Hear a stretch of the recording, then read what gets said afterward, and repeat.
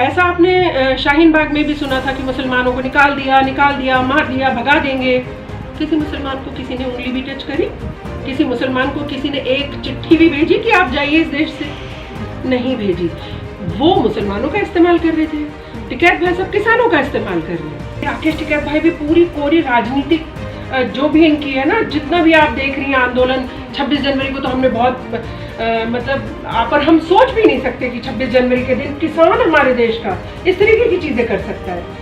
मतलब गुस्सा एक तरफ, और किसान के नाम पर जो किया गया वो दिल दुखाने वाला था कि 26 जनवरी पर आप हमारे लाल किले की चोटी पर खड़े हो जाते हैं और फिर कोई भी झंडा लगाने की कोशिश करते हैं। मतलब कौन है आप? किसान तो नहीं हो सकते। आप क्या कहते हैं कि क्या उखाड़ लोगे हमारा? है? हम लोग अगर घुसेंगे दिल्ली में, हमारा क्या पाड़ लोगे आप लोग? तो ये कौन सी भाषा बोलते हैं आप? अब वो और बड़ा रूप ले रहा है, अब वो पॉलिटिकली और बड़ा रूप ले रहा है। था तो पॉलिटिकल शुरू से ही, उनकी मंशा शुरू से ही राजनीतिक थी। जैसे किसानों के नाम पर उनको सत्ता को हिलाने का काम करना था। एक्चुअली मोदी जी ने क्या किया, हमारे प्रधानमंत्री जी ने नीचे का जो किसान था, जो हमेशा फांसी लगाया करता था, जो हमेशा आत्महत्या किया करता था, सीधे सीधे उसको फायदा देने की कोशिश की। जब आप किसी निचले स्तर के व्यक्ति तक फायदा पहुंचाते हैं ना आयुषी, तो कि आपकी वजह से खराब हुआ, आपका नेतृत्व ढीला था, यानी आपने उग्र लोगों को आने दिया, यानी आपकी मंशा थी कि लाल किले पे कुछ इस तरीके की चीज की जाए जिससे देश में हिंसा का दौर चल जाए, देश को तोड़ने की बात की जा सके। तो ये सब अब राकेश टिकैत भाई साहब ये कहकर बच नहीं सकते हैं कि जी ऑर्गेनाइज तो मैं करूंगा, और मीठा मीठा होगा तो गप गप खा जाऊंगा, और कड़वा होगा तो किसी और को दे दूंगा कि आप खाइए। एक वक्त था जब किसान आंदोलन काफी उग्र था, लेकिन अब कहीं ना कहीं ठंडे बस्ते में जाके गिर चुका है। राकेश टिकैत, किसान नेता राकेश टिकैत पश्चिम बंगाल में जाकर, असम में जाकर, केरल में जाकर, राजस्थान में जाकर चुनाव प्रचार कर रहे हैं। और ऐसे में वो बंगाल में तिरंगा का नारा भी लगाते हैं और कहते हैं कि तिरंगा मेरी आन बान और शान है। इस पर ज्यादा बातचीत करेंगे। इस वक्त हमारे साथ मौजूद है शबनम खान जी, जो पॉलिटिकल एनालिस्ट है और तमाम मुद्दे पर अपनी राय रखती है बेबाकी से। शबनम जी, पहली बात तो बहुत बहुत धन्यवाद हमारे चैनल के साथ जुड़ने के लिए। बहुत शुक्रिया। एक वक्त था किसान आंदोलन उग्र था, बहुत ज्यादा, चाहे बात करें जनवरी की, फरवरी की, दिसंबर की। किसान नेता राकेश टिकैत रोते बिलखते रहते थे। कहीं ना कहीं उनका ये कहना था कि हमें कुछ नहीं चाहिए, हमें कुछ नहीं चाहिए, बस एमएसपी जिस तरीके से बिल है उसको लेकर कोई संशोधन ना, उसको पूरी तरीके से वापस किया जाए। अब ठंडे बस्ते में चला गया है और किसान आंदोलन के नाम पर राकेश टिकैत जो है अपनी कहीं ना कहीं जमीन तलाशने में जुटे हैं, सियासत जमीन। क्या कहेंगे? नहीं, देखिए, ठंडे बस्ते में नहीं गया, समझिए अभी आप कि ठंडे बस्ते में चला गया। अब वो और बड़ा रूप ले रहा है, अब वो पॉलिटिकली और बड़ा रूप ले रहा है। था तो पॉलिटिकल शुरू से ही, उनकी मंशा शुरू से ही राजनीतिक थी। जैसे किसानों के नाम पर उनको सत्ता को हिलाने का काम करना था। एक्चुअली मोदी जी ने क्या किया, हमारे प्रधानमंत्री जी ने नीचे का जो किसान था, जो हमेशा फांसी लगाया करता था, जो हमेशा आत्महत्या किया करता था, सीधे सीधे उसको फायदा देने की कोशिश की। जब आप किसी निचले स्तर के व्यक्ति तक फायदा पहुंचाते हैं ना आयुषी, तो ये जो मीडिएटर्स होते हैं, जो उनके नाम पर, छोटे किसानों के नाम पर रोटियां खाया करते थे, आज ये इन सब से पूछिए जरा कितना पैसा है इनके पास, पूछिए जरा। और वो गरीब आदमी जो आत्महत्या करते थे, और कितनी बार ये उनके घर गए, ये सारे जो बड़े महान किसानों के नेता बनकर घूम रहे, कोई नहीं गया। उनको उन मरे हुए किसानों से कोई लेना ही देना नहीं। किसी ने आत्महत्या कर ली, इनको कोई लेना ही देना नहीं। अब इनको जब एक ऐसा कानून आ गया कि सीधा वो जो मरने वाला किसान था, जो गरीब किसान था, जिसकी ये 100 रुपए की चीज 1 रुपए में ले लेते थे और फिर उसको ज्यादा पैसा में बेचा करते थे, अब सीधे वो वाले किसान की भी आंखें खुल रही हैं कि क्या मेरी 1 रुपए की चीज 50 रुपए की सकती थी? यानी इतने साल से मेरे सब लोग मिसयूज कर रहे थे। तो ये जो उसके 1 रुपया से लेकर और 50 रुपए 49 रुपए खाया करते थे, ये सारों के पेट में दर्द होना तो लाजमी है ना आयुषी, उनको तो थोड़ी तकलीफ होगी ना। तो ये सारे मीडिएटर्स जो थे ना, जो सब किसानों की जमीनों का खरीद लिया और जाके खुद ऐश में बेचा है, वो सब दिक्कत में है। अब ये राकेश टिकैत भाई भी पूरी कोरी राजनीतिक जो भी इनकी है ना, जितना भी आप देख रही हैं आंदोलन, 26 जनवरी को तो हमने बहुत पर हम सोच भी नहीं सकते कि 26 जनवरी के दिन किसान हमारे देश का इस तरीके की चीजें कर सकता है। मतलब गुस्सा एक तरफ, और किसान के नाम पर जो किया गया वो दिल दुखाने वाला था कि 26 जनवरी पर आप हमारे लाल किले की चोटी पर खड़े हो जाते हैं और फिर कोई भी झंडा लगाने की कोशिश करते हैं। मतलब कौन है आप? किसान तो नहीं हो सकते, क्योंकि हमारे देश का किसान हमें खाना देता है, हमारे देश को ऊपर ले जाने का काम करता है, वो कभी ऐसा हमारे देश तोड़ने का काम नहीं कर सकता। और अब आपको मंशा क्लियर हो ही रही होगी टिकैत भाई साहब की, जिस तरह से आप बंगाल में देख रही हैं कि तिरंगा तो सिर्फ बहाना है, तिरंगे के पीछे उनका निशाना कुछ और है। देखिए, तिरंगा तो उनका बहाना है, क्योंकि उन्हें पता है कि तिरंगा नाम नहीं लूंगा तो जनता दौड़ा दौड़ा के मारेगी। समझ रही हैं आप? देश की जनता बहुत जागरूक है।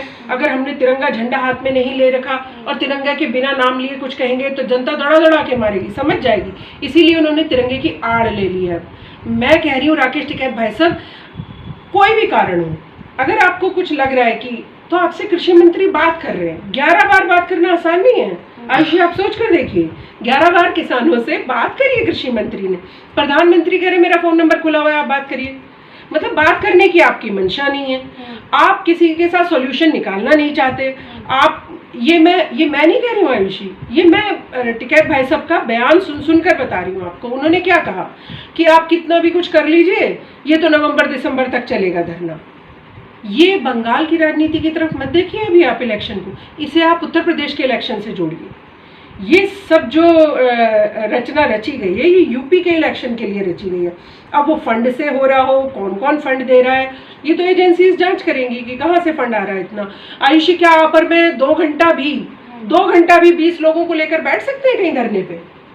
अगर वो निस्वार्थ भाव से 20 लोग ना जुड़े हों, कितनी देर बाद हर एक को पानी चाहिए, हर एक को खाना चाहिए, हर एक को बाथरूम भी जाना है, हर एक को और बहुत सारी चीज़ें हैं, महिलाएं भी हैं वहाँ पर, बहनों के साथ भी 100 प्रॉब्लम होती हैं। कौन उसको बना रहा है सारी चीज़ों को?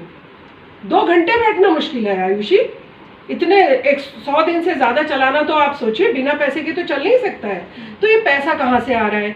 ये जो मीडिएटर्स थे, जो आप और हम आड़ती और ये सब हिंदी भाषा में बोलते हैं जिनको, तो ये टिकैत भाई साहब उनके हेड हैं। और उन लोगों को कहीं घाटा ना हो जाए, गरीबों का जो माल था उसको बेच के जो माल बटोरना जानते हैं ये लोग, वो कहीं हाथ से ना छिन जाए। बस ये कारण है, और कोई इस किसान आंदोलन का लमसम जो मैंने निकाला सारा पूरा निचोड़, और कोई कारण नहीं लगता है। राकेश टिकैत, जब तिरंगे वाला हुआ था, जब किसान, हमारे देश के किसान जो है जिस तरीके से तिरंगे के साथ हमारे दुर्व्यवहार हुआ था, उसके बाद राकेश टिकैत का ये बयान आया था, वो पूरी तरीके से चुप्पी साधे हुए थे और उन्होंने ये कहा था कि हमारे लोग नहीं है ये। आज वही आयुषी, मुझे एक चीज़ बताइए, मैं कोई प्रोग्राम ऑर्गेनाइज करूँ जी, तो उसकी जिम्मेदारी किसकी बनेगी आयुषी? मेरी ही बनेगी ना।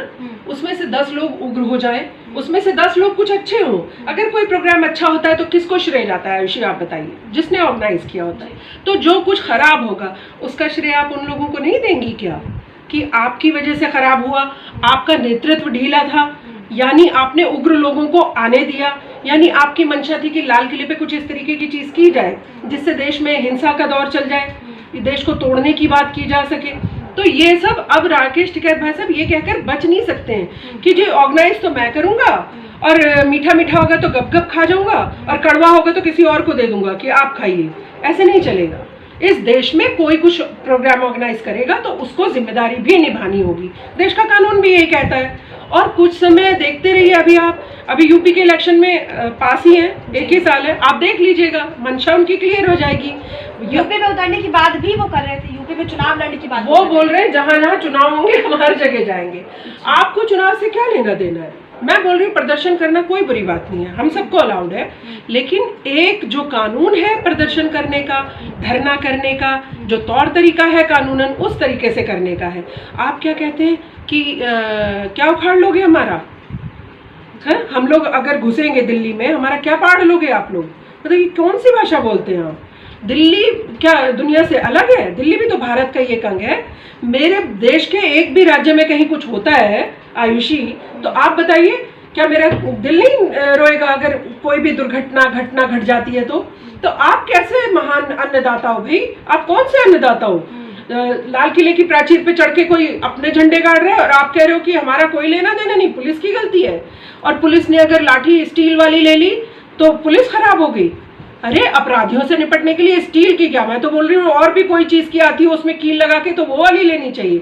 अपराधियों को सही करने के, सुधारने के लिए जो भी कड़े से कड़ा बंदोबस्त किया जाए, क्या दिक्कत है उसमें? आप पुलिस को ही अपराधी बनाने पर तुल जाते हो।